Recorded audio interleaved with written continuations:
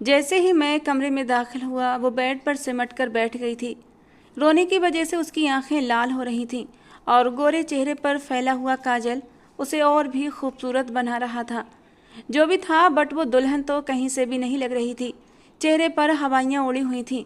उसे इस रूप में देखकर मुझे हंसी आई, लेकिन मैंने अपनी हंसी को दबा लिया, क्योंकि सिचुएशन ऐसी नहीं थी कि मैं हंसता, बल्कि मेरा दिल तो रोने का कर रहा था, मर जाने का कर रहा था। मेरा जी चाह रहा था कि अपना सर दीवार पर दे मारूं, क्योंकि जो कुछ इस बेवकूफ़ लड़की ने किया था उसने मेरी पूरी ज़िंदगी तबाह कर दी थी। इस लड़की का तो कुछ नहीं बिगड़ना था, क्योंकि पैसे वाली अमीर लड़की थी, लेकिन मुझे गरीब का बेड़ा गर्क कर दिया था इस बेवकूफ़ ने। जैसे ही मैंने दरवाजे को अंदर से लॉक किया, वो एकदम हकलाते हुए बोली, ये क्या कर रहे हो तुम? दरवाज़ा क्यों बंद कर रहे हो? मेरे हाथ कुंडी लगाते लगाते रुक गए थे। अगले ही पल मैंने कुंडी लगाई और उसकी तरफ घूम कर बोला, मेरा कमरा है ये, और रात को सोने से पहले मैं अपना कमरा लॉक करके सोता हूँ। ये कहते कहते मेरी आंखों में शरारत चमकने लगी थी। मैंने खुद के अंदाज में मदहोशी भरते हुए कहा, और वैसे भी शायद आप भूल रही हैं कि आज हमारी सुहागरात है, तो आज तो कमरा बंद करना बनता है। मेरे मुंह से ये शब्द सुनकर रुचि जी जान से कांप उठी थी। उसने उंगली दिखाते हुए मुझे चेतावनी दी, देखो मेरे करीब भी मत आना। अगर तुमने मेरे करीब आने की कोशिश की तो मैं तुम्हारा ऐसा हाल करूंगी कि ज़िंदगी भर याद रखोगे। उसकी इस चेतावनी पर मेरा गुस्सा 7वें आसमान पर पहुंच गया था। एक तो इस पागल लड़की ने मुझे इस हालत में फंसाया था, और अब ऊपर से मुझे धमका रही थी। मैंने उसकी उंगली अपने हाथ में लेकर मरोड़ दी और कहा, उंगली नीचे करो। मुझे भी कोई शौक़ नहीं है तुम्हारे साथ सुहागरात मनाने का। ये जो तुम इतना गुस्सा मुझ पर दिखा रही हो ना, अगर इसे अपने बाप पर दिखा देती तो आज यहाँ मेरी दुल्हन बनकर नहीं, बल्कि उस कमीने राहुल की दुल्हन बनकर बैठी होती जिससे तुम मोहब्बत करती हो। यार, मेरे पल्ले क्यों पड़ गई हो? मैं तो तुमसे मोहब्बत भी नहीं करता। वो अपनी बहती हुई नाक और अपने बहते हुए आंसुओं को साफ करते हुए बोली, तो मैं कौन सा तुमसे मोहब्बत करती हूँ? लेकिन क्या करूं, उस वक्त मुझे कुछ समझ ही नहीं आ रहा था, इसीलिए मैंने कह दिया कि मैं तुमसे मोहब्बत करती हूं। अगर ऐसा न कहती तो पापा मेरी शादी उस लड़के से करवा देते। राहुल मौके पर होता तो मैं राहुल का नाम लेती, लेकिन राहुल मौके पर नहीं था, और ऐसे में उसका नाम लेना मतलब पापा के गुस्से को और भी भड़काना था। एक तो पापा वैसे ही राहुल का नाम सुनते ही गुस्से से पागल हो जाते, और दूसरा, जब उन्हें पता चलता राहुल मौके से ही फरार है तो वो यकीनन मेरी शादी उस लड़के से करवा देते। पहली बात तो जब उन्हें ये पता चलता कि मैंने उनके दुश्मन के बेटे से मोहब्बत की है तो वो उसी पल मुझे मौत की सज़ा दे देते। मेरी धमकी का उन पर कोई असर होने वाला नहीं था, बल्कि वो खुशी खुशी कहते, अच्छा है अपनी ज़िंदगी ख़त्म कर लो, क्योंकि तुमने दुश्मन के बेटे से मोहब्बत करके मुझे बहुत बड़ा आघात दिया है। अपने चेहरे पर चिंता समाते हुए रुचि कहने लगी, विकास अब आगे क्या होगा मुझे समझ नहीं आ रहा। उसके चेहरे पर इस समय इतनी मासूमियत और बड़ी बड़ी आंखों में इतना डर समाया हुआ था कि मेरी हंसी निकलते निकलते बची थी। मैंने उसे और भी तंग करने के इरादे से कहा, इसमें समझने वाली क्या बात है? आगे वही होगा जो इस दुनिया की रीत है। शादी हुई है तो अब सुहागरात। शब्द मेरे मुंह में ही रह गए थे कि उसने मुझे धक्का देकर दूर धकेल दिया और कहने लगी, शर्म आनी चाहिए तुम्हें, तुम्हारे दोस्त की अमानत हूँ मैं, और तुम ऐसी बातें कर रहे हो। मैंने कहा, दोस्त की अमानत हो नहीं, दोस्त की अमानत थी, लेकिन अब तुम मेरी पत्नी हो। अरे यार, तुम इतनी जल्दी क्यों भूल जाती हो? अभी कुछ घंटे पहले ही तो तुमने अग्नि को साक्षी मानकर मेरे साथ फेरे लिए हैं। तुम्हारी मांग में सिंदूर मैंने ही भरा है, और ये जो गले में मंगलसूत्र पहना हुआ है ना, ये मेरे ही नाम का मंगलसूत्र है, तो जाहिर सी बात है सुहागरात भी मेरे साथ ही मनेगी। इस बार उसकी आंखों में आंसू चमकने लगे थे। कहने लगी, विकास प्लीज़, क्यों तंग कर रहे हो मुझे? तुम अच्छी तरह जानते हो मैं इस वक्त किस हालात से गुजर रही हूँ। ऊपर से तुम मेरी मदद करने की बजाय मुझे और डराने की कोशिश कर रहे हो। वैसे ये सच था, जितनी बुरी हालत में रुचि थी उससे ज़्यादा बुरी हालत में तो मैं खुद था। वो तो अमीर बाप की बेटी थी, दौलत की रेल पेल थी, पढ़ी लिखी खूबसूरत स्मार्ट लड़की थी। इस कंडीशन से निकलना उसके लिए कोई मुश्किल नहीं था, लेकिन जो कुछ मेरे साथ हुआ था वो मुझे समझ नहीं आ रहा था। मैंने कहा, रुचि देखो, जो कुछ हुआ वो सही नहीं हुआ, लेकिन ये मत भूलो कि ये सब कुछ तुम्हारी वजह से हुआ है। क्या ज़रूरत थी ये कहने की तुम मुझसे मोहब्बत करती हो? बल्कि उसी वक्त सच्चाई बतानी थी कि तुम राहुल से मोहब्बत करती हो। कहने लगी, हाँ अगर ये कदम नहीं उठाती और तुम्हारी ज़िंदगी तो बच जाती, लेकिन पापा मुझे जान से ज़रूर मार देते और अभी मैं यहाँ तुम्हारे कमरे में जिंदा नहीं बल्कि शमशान घाट में किसी चिता पर जल रही होती। ये कहते कहते रुचि ने अपने पर्स से मोबाइल निकाला और राहुल का नंबर लगाने लगी, लेकिन राहुल का नंबर अब भी बंद जा रहा था।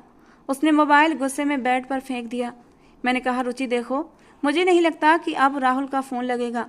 पूरे 8 घंटे हो गए हैं उसका फ़ोन बंद है, और जब उसका फ़ोन खुलेगा वो तुम्हारी मिस कॉल ज़रूर देखेगा और फिर खुद ही तुम्हें फ़ोन करेगा। फ़िलहाल तुम अपने कपड़े बदलो और आराम से सो जाओ। ये कहकर मैंने भी अपनी शेरवानी उतारी और वॉशरूम में चला गया। फ्रेश होकर ढीले ढाले कपड़े पहनकर आया और ज़मीन पर एक चादर बिछाकर लेट गया। वो बोली, तुम यहाँ ज़मीन पर सोओगे? मैंने कहा, हाँ। क्यों, क्या तुम्हारे पास बेड पर सो जाऊँ? मेरी आंखों में फिर से शरारत नाच उठी थी। पता नहीं क्यों जितना ही मैं टेंशन में था उतना ही उस लड़की को देखकर मेरा शरारत करने का मन कर रहा था। मेरी बात पर वो हड़बड़ा गई, कहने लगी, नहीं मेरा मतलब था तुम ज़मीन पर कैसे सो सकते हो? मैंने कहा, सो जाऊँगा, हम गरीब लोग हैं, कहीं भी नींद आ जाती है। हाँ, तुम्हें बिस्तर के अलावा नींद नहीं आएगी क्योंकि तुम्हें नरम मुलायम गद्दों की आदत है।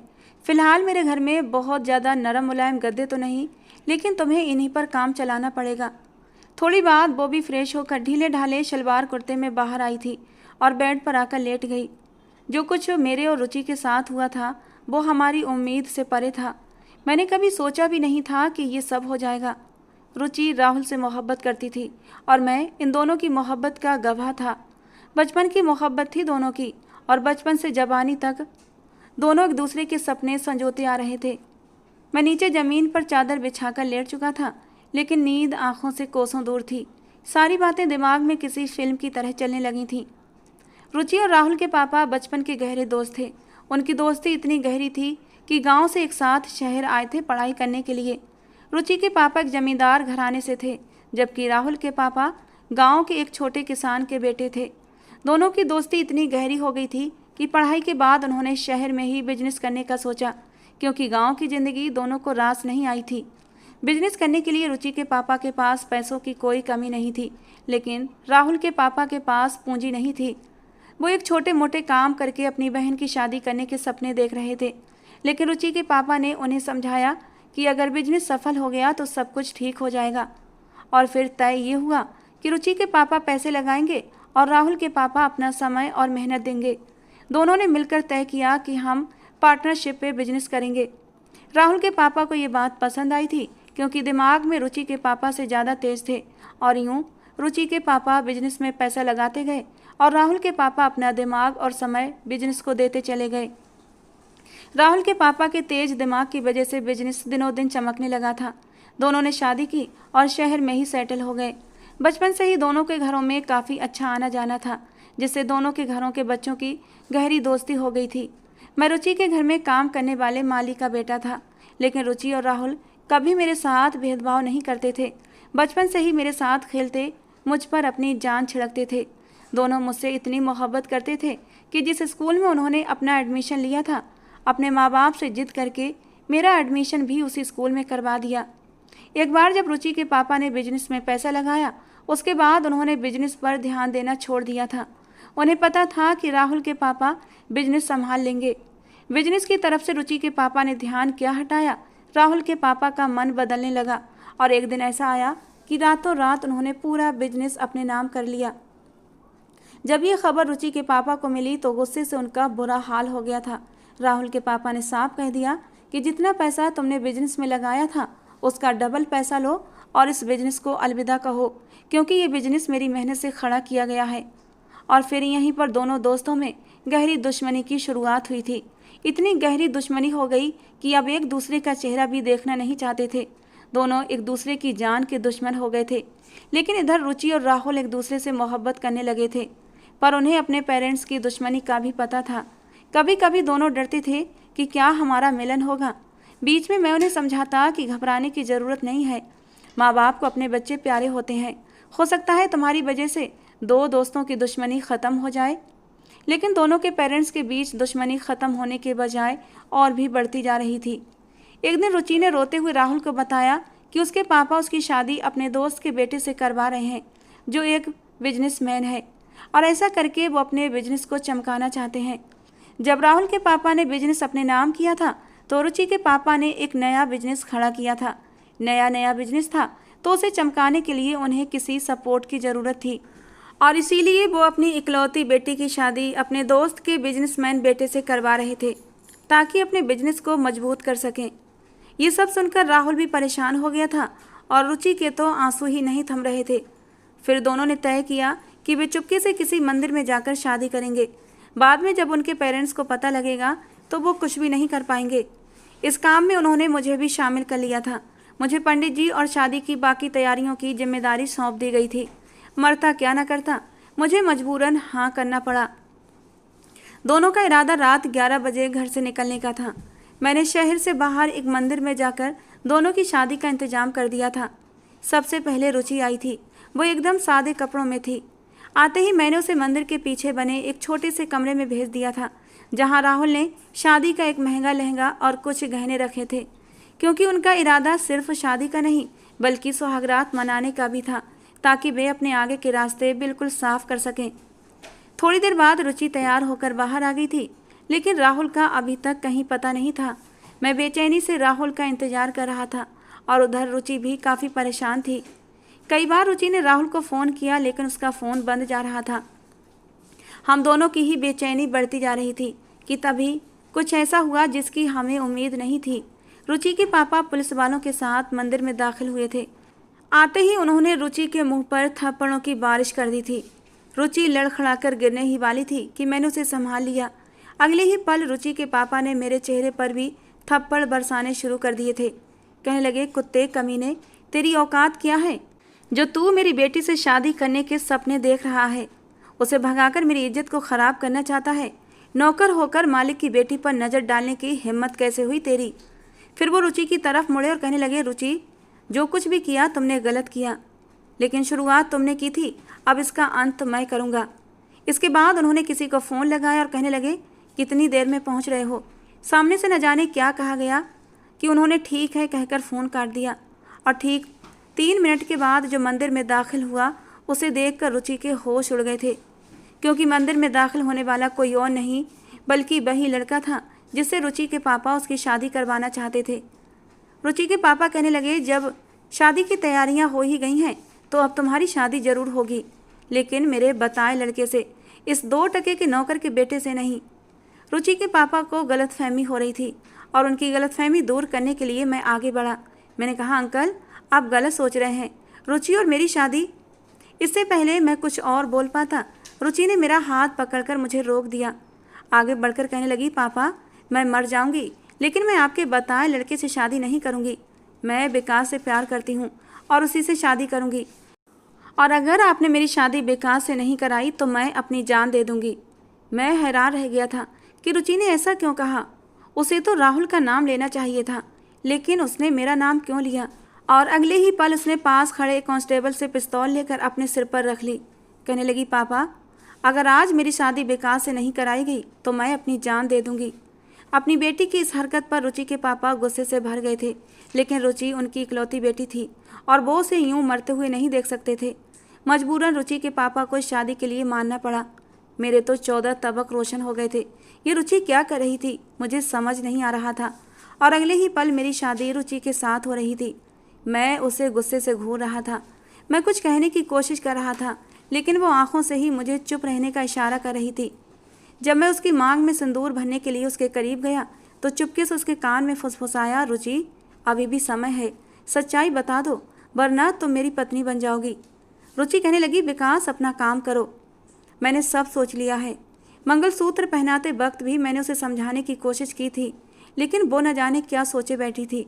उधर राहुल अभी तक नहीं आया था, यह शायद आकर ये तमाशा देखकर लौट गया था, मैं कह नहीं सकता।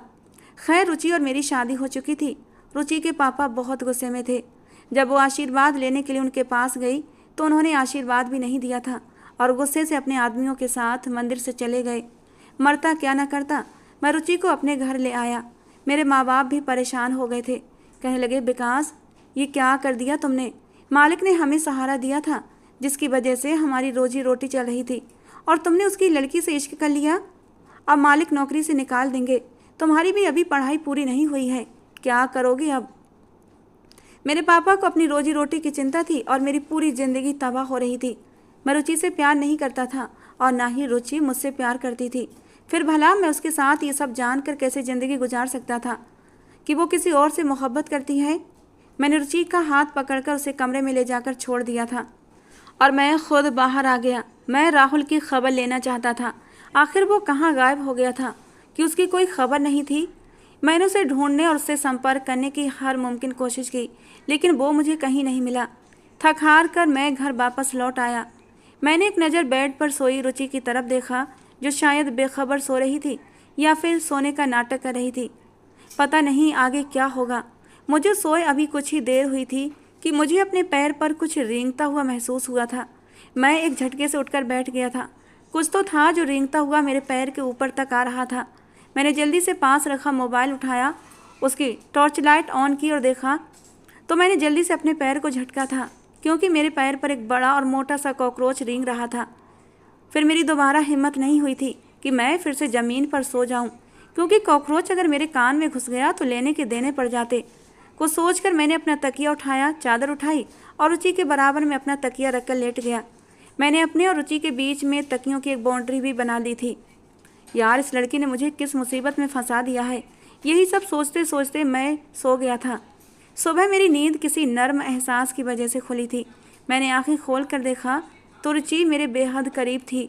मेरा एक हाथ उसके सीने पर था और पैर उसके पैरों पर थे। इस स्थिति को देखकर मैं घबरा गया था। जल्दी से मैंने अपना हाथ और अपने पैर हटाए। मैंने रुचि को झंझोड़ कर उठाया और कहा, तुम्हारी हिम्मत कैसे हुई मेरे करीब आने की? वो भी अचानक उठकर बैठी और गुस्से में कहने लगी, बेवकूफ़ इंसान, मैं तुम्हारे करीब नहीं आई, तुम मेरे करीब आए हो। तुम तो नीचे ज़मीन पर सोए थे ना, फिर ऊपर बिस्तर पर कैसे पहुँचे? और मुझे शर्मिंदा होना पड़ा। मैंने कहा, नीचे कॉकरोच था इसलिए मैं ऊपर बेड पर आ गया था। बिस्तर पर जगह कम थी इसलिए मैंने बीच में तकिया रखकर सोया था। लेकिन पता नहीं कब वो तकिया हट गया और हम इतने करीब आ गए। मैं बाथरूम में गया कि तभी दरवाजे पर दस्तक हुई। जब मैंने दरवाज़ा खोला तो सामने राहुल खड़ा था। उसे देखकर मैं और रुचि दोनों ही हैरान रह गए थे। रुचि को जब होश आया तो उसने राहुल के सीने पर मुक्के बरसाने शुरू कर दिए। रोते हुए कहने लगी, राहुल तुम कहाँ चले गए थे? देखो तुम्हारी नादानी की वजह से आज मैं किस मुसीबत में फंस गई हूँ। वो भी काफ़ी हद तक परेशान था। कहने लगा, बेवकूफ़ लड़की, लेकिन ये सब करने की क्या ज़रूरत थी? तुम इस नालायक की पत्नी बनकर इसके कमरे तक आ गई हो। इसने तुम्हारे साथ तो कुछ गलत तो नहीं किया ना? इसने तुम्हें छुआ तो नहीं? वो रुचि को गहरी नज़रों से देखते हुए कहने लगा और उसकी बात पर मैं वैसे ही गुस्से से लाल पीला हुआ बैठा था। उसकी बात पर और भी गुस्सा आ गया और मैंने उसके मुंह पर एक घूंसा मारते हुए कहा, एक तो मैं तुम दोनों के लफड़े के बीच में फंस गया हूँ और ऊपर से तू मुझ पर शक कर रहा है। अच्छे से चेक कर ले अपनी महबूबा को, मैंने उसे एक उंगली भी नहीं लगाई है। अगले ही पल राहुल ने मुझे गले से लगा लिया।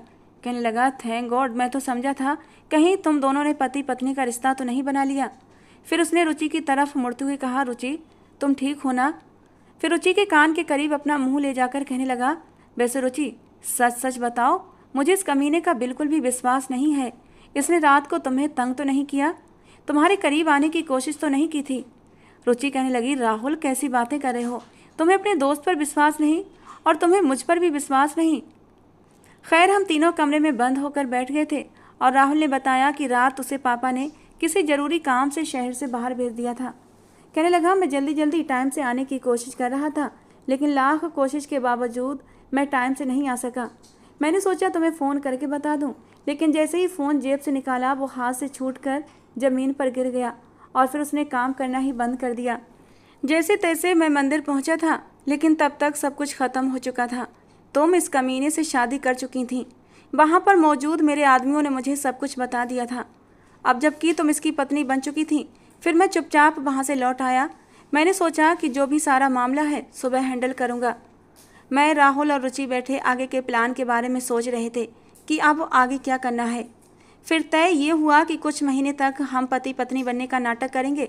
उसके बाद मैं रुचि को तलाक दे दूँगा और फिर रुचि और राहुल आपस में शादी कर लेंगे। हम तीनों की यूनिवर्सिटी का आखिरी सेमेस्टर ख़त्म होने वाला था और कुछ ही दिनों में हमारे पेपर थे।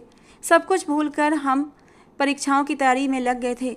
रुचि मेरे साथ यूनिवर्सिटी जाती थी और मेरे साथ ही वापस आ जाती, लेकिन जितने समय वो यूनिवर्सिटी में रहती, पेपर ख़त्म करने के बाद वो राहुल के साथ हो जाती थी। हालांकि पहले भी वो राहुल के साथ समय बिताती थी, लेकिन अब पता नहीं क्यों जब वो राहुल के साथ जाती तो मेरा दिल बेचैन होने लगता था। मेरा मन करता कि वो राहुल के साथ न जाए, लेकिन मैं उसे रोक नहीं सकता था और अपने मन को समझाता। जैसे जैसे हमारे एग्ज़ाम ख़त्म हो रहे थे, मैं अब नौकरी की तलाश में लग गया था, क्योंकि फ़िलहाल कुछ महीने तो मुझे रुचि को अपने साथ ही रखना था। रुचि बड़े घर की बेटी थी और मेरे छोटे से 2 कमरों के मकान में उसे एडजस्ट करने में काफ़ी मुश्किल हो रही थी। उसे तकलीफ़ें हो रही थीं, लेकिन वो हिम्मत से सामना कर रही थी और मुझसे कोई भी शिकायत नहीं करती थी। उसने समझ लिया था कि जो कुछ हो रहा था उसमें मेरी मर्जी शामिल नहीं थी, बल्कि मैं उसकी जिम्मेदारी निभा रहा था। धीरे धीरे मैंने घर में थोड़े बहुत बदलाव करना शुरू कर दिए थे, जैसे कि कमरे में एक सोफ़ा डलवाया ताकि मुझे सोने में कोई दिक्कत ना हो। फर्श टूटा हुआ था और कॉकरोच और चींटियों का डर था। मैं अब सोफ़े पर सोता और रुचि बिस्तर पर। रुचि के माता पिता इकलौती बेटी से कब तक नाराज़ रहते। एक दिन उसके मम्मी पापा उससे मिलने आए और घर की हालत देखकर उनका दिल पिघल गया। उन्होंने रुचि को माफ़ कर दिया और मेरी नौकरी भी एक बड़ी कंपनी में लगवा दी। साथ ही एक फ्लैट भी रुचि के नाम कर दिया और कहा कि तुम लोग वहाँ शिफ्ट हो जाओ। हालांकि मैंने ये फ्लैट लेने से उसे मना किया था, लेकिन रुचि ने मुझे समझाया तो मैं मान गया था। लेकिन फ़िलहाल मैं रुचि के फ्लैट पर कोई हक नहीं रखता था, क्योंकि वो सिर्फ मेरे नाम की पत्नी थी। इसलिए मैंने उस फ्लैट में शिफ्ट होने से साफ इनकार कर दिया। रुचि ने भी फिर ज़्यादा बहस नहीं की थी। रुचि के पापा ने मेरे पापा को भी नौकरी पर रख लिया था, जिससे घर के हालात अब धीरे धीरे ठीक होने लगे थे। रुचि अब धीरे धीरे घर में एडजस्ट हो रही थी और मुझसे बातें भी करने लगी थी। एक दिन जब मम्मी पापा किसी शादी में गए हुए थे तो मैं और रुचि घर पर अकेले थे। रात का अंधेरा गहरा हो चुका था और कि तभी अचानक लाइट चली गई। मैंने रुचि से कहा कि मैं किचन से माचिस और कैंडल लेकर आता हूँ, लेकिन तभी किचन से बर्तनों के गिरने की आवाज़ें आई थीं। रुचि डर के मारे मेरे पास आई और मेरा हाथ पकड़ लिया। मैंने उसे शांत करने की कोशिश की, लेकिन जब दूसरी बार आवाज़ आई तो वो डर के मारे मेरे सीने से चिपक गई। रुचि के इतने करीब होने पर मेरे दिल की धड़कनें तेज हुई थीं। मैंने कहा, रुचि, घबराने की ज़रूरत नहीं है, ज़रूर किचन में चूहे होंगे। लेकिन रुचि इतना ज़्यादा डरी हुई थी कि डर की वजह से वो काँप रही थी और मुझे छोड़ने को तैयार नहीं थी। मैं एक जवान मर्द था। मेरे सीने से लगी वो खूबसूरत नाजुक सी लड़की मेरी पत्नी थी। मेरे दिल में जज्बात मचलने शुरू हो गए थे। अचानक ही मेरे हाथ उठे और उसकी कमर पर लिपट गए। मैंने उसे अपनी बाहों में ले लिया और कहा, रुचि, कुछ नहीं है, बस चूहे होंगे। लेकिन सच कहूँ तो उस वक्त मेरी भी धड़कनें तेज़ थीं। जी चाह रहा था कभी लाइट ना आए और रुचि कभी मुझसे दूर ना जाए, लेकिन ये एक बचकानी सी विश थी जो पूरी नहीं होनी थी। लाइट अचानक आ गई। जब रुचि ने खुद को मेरे इतना करीब पाया और उसे कुछ एहसास हुआ तो रुचि झेंप गई। हम दोनों अलग हो गए और मैंने किचन में जाकर देखा कि सच में चूहे बर्तनों से खेल रहे थे और मैंने भी ऑफिस जाना शुरू कर दिया था। दिन रूटीन पर आने लगे थे और एक दिन जब मैं ऑफिस से घर आया तो रुचि घर पर नहीं थी। मम्मी पापा ने बताया कि वो अपनी दोस्त से मिलने गई है, लेकिन मैं अच्छी तरह जानता था कि वो राहुल से मिलने गई है। थोड़ी देर बाद जब रुचि वापस आई तो उसकी आंखें लाल हो रही थीं। वो सीधा कमरे में चली गई और मैं उसके पीछे गया। रुचि मुझे देखते ही फूट फूट कर रोने लगी। रोते रोते उसने अपना सर मेरे कंधे से टिका दिया। मैंने उसके सर को सहलाते हुए उसे तसल्ली दी और कहा, रुचि, बताओ तो सही, आखिर हुआ क्या है।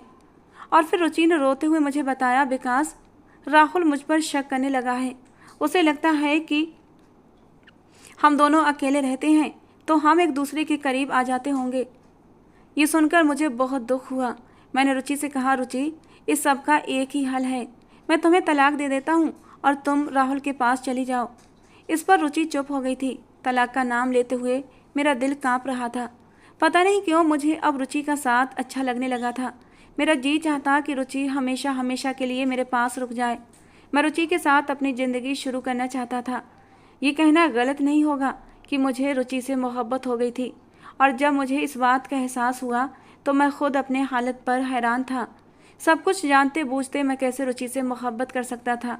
लेकिन शायद 7 फेरों का यही जादू होता है कि खुद ब खुद हमारे दिल में अपने साथी के लिए मोहब्बत आने लगती है।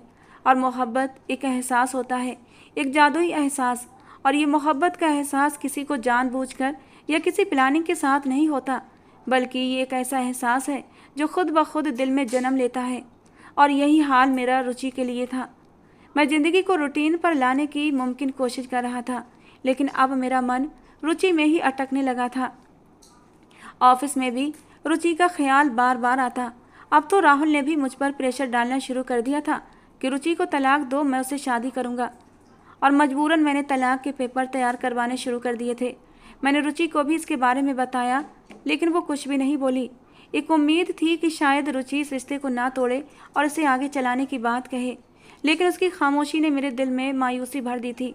उस दिन जब हम तीनों, मैं, रुचि और राहुल, कोर्ट में वकील के सामने बैठे थे, तो मेरा दिल अंदर से रो रहा था। आज रुचि हमेशा हमेशा के लिए मुझसे दूर जा रही थी। जब मैंने तलाक के पेपर पर साइन करने ही वाला था, तो रुचि ने मेरा हाथ रोक लिया।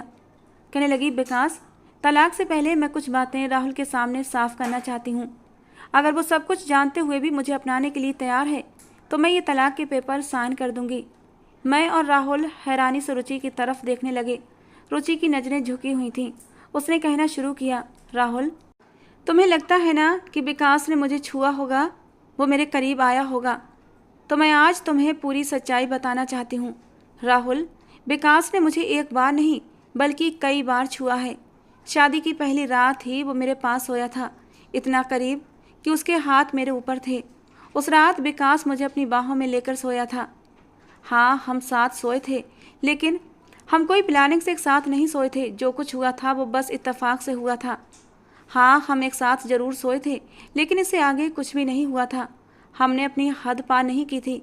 इसके बाद भी जब मैं डर गई थी, तो विकास ने मुझे अपनी बाहों में लेकर मेरा डर कम किया था।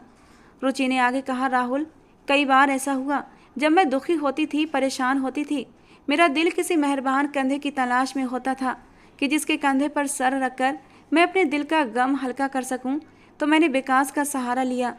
लेकिन वो सब कुछ सिर्फ एक दोस्त और साथी की तरह हुआ था। वो कभी जानबूझकर मेरे करीब नहीं आया और ना ही मैंने उसे ऐसा करने दिया। लेकिन अगर तुम इस सब के बाद भी मुझे अपनाने के लिए तैयार हो, तो मैं ये तलाक के पेपर साइन कर दूंगी।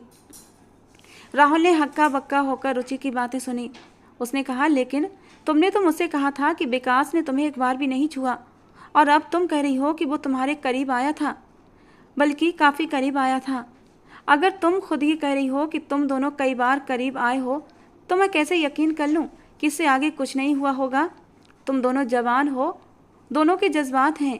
क्या पता कोई ऐसा नाजुक पल आया हो कि तुम बह गए हो। रुचि, अब मैं तुमसे तब तक शादी नहीं करूँगा जब तक मैं तुम्हारा मेडिकल चेकअप ना करा लूँ। राहुल की बातें सुनकर मैं और रुचि दोनों ही चौंक गए थे कि तभी रुचि मेरी तरफ मुड़ी और बोली, विकास, तुम्हें मेरे और राहुल के बारे में सब पता है। तुमने हमेशा हमें साथ देखा है। तुम्हें यह भी पता है कि मैं और राहुल अकेले में भी मिला करते थे।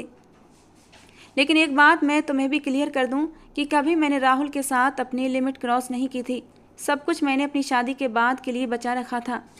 अब मैं तुमसे पूछना चाहती हूँ, क्या तुम जिंदगी भर के लिए मेरा हाथ थामोगे, बिना किसी शक के, बिना किसी चेकअप के? रुचि की आंखों में आंसू आ गए थे। उसकी बातों से मेरे दिल में खुशी की लहर दौड़ गई थी। मैंने उसके हाथों को अपने हाथों में थाम लिया।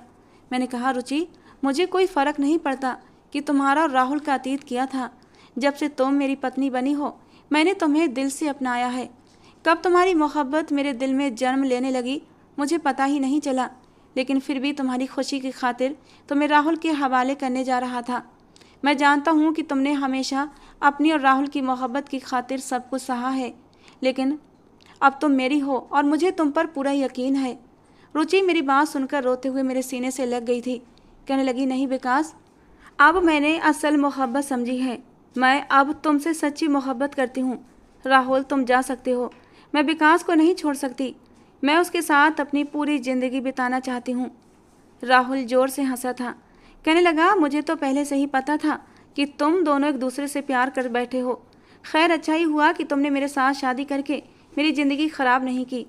तुम दोनों को तुम्हारी शादी मुबारक हो। ये कहते हुए राहुल कोर्ट से बाहर चला गया था। रुचि और मैं घर वापस लौट आए थे। दिल खुश तो था, लेकिन रुचि की रोती हुई आंखों को देखकर मेरे दिल में हल्की सी उदासी भी थी। क्या सच में वो मुझसे मोहब्बत करती थी, या सिर्फ राहुल की शक की वजह से उसके दिल में गुस्सा है जो उसे मेरी तरफ खींच रहा था? मैं कुछ भी समझ नहीं पा रहा था। फिर भी जो भी हो, मैं बहुत खुश था। जब हम घर पहुँचे और खाना खा लिया तो हम अपने कमरे में आ गए थे। रुचि बेड पर लेट गई जबकि मैं सोफ़े की तरफ बढ़ने लगा। मुझे सोफ़े की तरफ जाते देख रुचि कहने लगी, विकास, तुम तो मुझसे मोहब्बत के दावे करते थे ना, फिर यूँ मुझसे दूर क्यों जा रहे हो? अब जबकि तुम मुझे दिल से अपना चुके हो तो मेरे करीब आओ। उसके खुले ऑफ़र से मैं हैरान रह गया था। मैंने चौंक कर रुचि की तरफ देखा। मैं तो खुद इस बात को लेकर परेशान था कि मैं अपना रिश्ता रुचि के साथ आगे कैसे बढ़ाऊं, लेकिन रुचि ने एक ही पल में मेरी सारी परेशानियों को दूर कर दिया था। मैं जल्दी से जाकर बेड पर उसके पास बैठ गया। रुचि ने मेरे हाथ थाम लिए और कहने लगी, विकास, जानते हो, कई बार रातों को मेरे मन में ख्याल आता था कि मैं तुम्हारे करीब आऊं, तुम्हारे सीने पर सिर रखकर लेट जाऊं, तुम्हारी सांसों को महसूस करूं, तुम्हारी खुशबू को अपने जिस्म में उतार लूं। लेकिन मैं हमेशा खुद को रोक लेती थी। मुझे लगता था कि मैं राहुल की अमानत हूँ, लेकिन अब जाकर मुझे एहसास हुआ कि मैं तो तुम्हारी ही अमानत थी। कब तुम्हारी मोहब्बत मेरे दिल में भरने लगी मुझे पता ही नहीं चला। आज मुझे पूरा कर दो विकास, अपनी मोहब्बत से मुझे सराबोर कर दो। तुम्हारी मोहब्बत के लिए मैं कब से तरस रही थी और अपनी नादानी में मैं राहुल के पीछे भाग रही थी। राहुल को मुझसे मोहब्बत नहीं थी। अगर उसे मुझसे मोहब्बत होती तो वो मुझ पर शक नहीं करता, बल्कि मुझे हर हाल में स्वीकार करता। उसकी इन बातों पर मैंने रुचि को अपनी बाहों में समेट लिया था। हम दोनों के दिल की धड़कनें एक हो चुकी थीं। उस रात मैंने अपने पति होने का फ़र्ज निभाया था और रुचि को उसके हक की मोहब्बत दी थी। दिल में थोड़ा सा डर था कि शायद रुचि के दिल में अब भी राहुल ना हो, लेकिन समय के साथ ये ख्याल गलत साबित हुआ। रुचि मुझसे सच्ची मोहब्बत करती थी। मेरी गैर मौजूदगी में वो मेरी राह तकती थी। मेरी जरा सी जुदाई उसे तड़पा कर रख देती थी। कुछ समय बाद राहुल ने भी अपने स्तर की एक अमीर बिजनेसमैन की बेटी से शादी कर ली थी और इस खबर से रुचि को कोई फ़र्क नहीं पड़ा।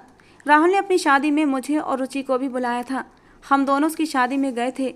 राहुल का व्यवहार रुचि के प्रति सामान्य था। उसने रुचि से कहा, रुचि, मुझे खुशी है कि तुम अपनी ज़िंदगी में आगे बढ़ चुकी हो। शायद विकास ही तुम्हारे लिए सही जीवन साथी है। मैं भी अब अपनी ज़िंदगी में आगे बढ़ चुका हूँ, इसलिए मुझे तुमसे कोई शिकायत नहीं है। राहुल ने मुझे भी गले लगाया और कहा, हमारी दोस्ती हमेशा ऐसी ही बनी रहेगी।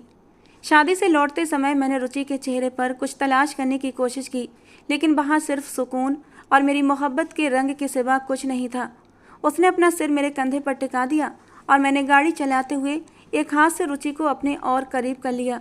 अब मेरे दिल में कोई डर या वहम नहीं था, बल्कि सुकून था कि रुचि सिर्फ और सिर्फ मेरी है। तो दोस्तों, आज की हमारी ये कहानी थी विकास और रुचि यानी रुचिता के नाम। आपको कैसी लगी ज़रूर बताना। पसंद आई हो तो प्लीज़ लाइक करना। रोज़ एक नई कहानी सुनने के लिए हमारे चैनल को भी सब्सक्राइब करना। मिलते हैं दोस्तों अगली किसी नई कहानी के साथ।